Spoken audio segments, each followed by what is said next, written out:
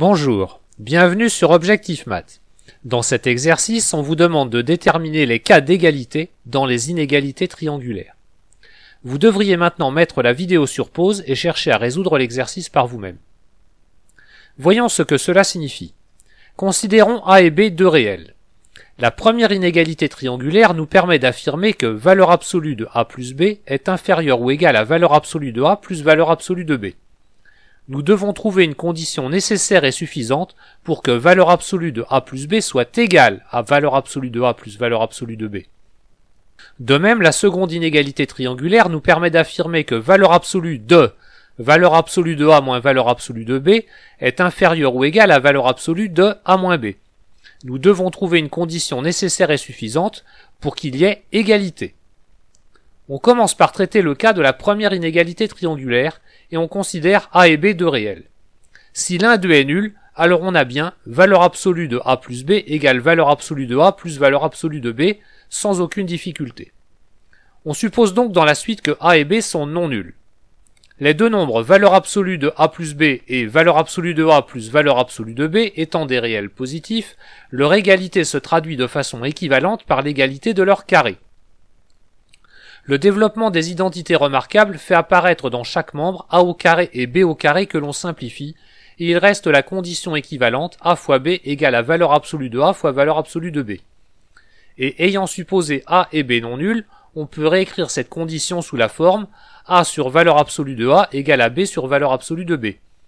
On arrive à une condition nécessaire et suffisante pour qu'il y ait égalité dans la première inégalité triangulaire est que les deux nombres réels A et B soient de même signe.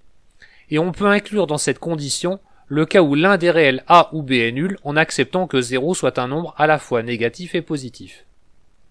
Voyons ce qui se passe avec la seconde inégalité triangulaire. Considérons A et B deux réels. Si l'un d'eux est nul, alors on a bien valeur absolue de A moins valeur absolue de B égale valeur absolue de A moins B. On suppose dans la suite que A et B sont non nuls. Les deux nombres valeur absolue de A moins valeur absolue de B et valeur absolue de A moins B étant positifs, leur égalité se traduit de façon équivalente par l'égalité de leur carré.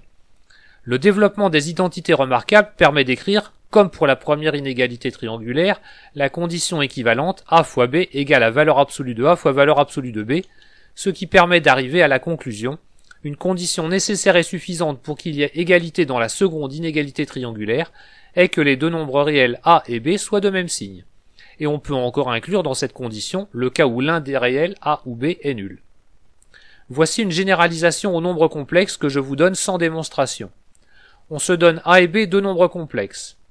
Alors, module de A plus B est égal au module de A plus module de B, si et seulement s'il existe un réel lambda positif ou nul, tel que A soit égal à lambda fois B, ou que B soit égal à lambda fois A.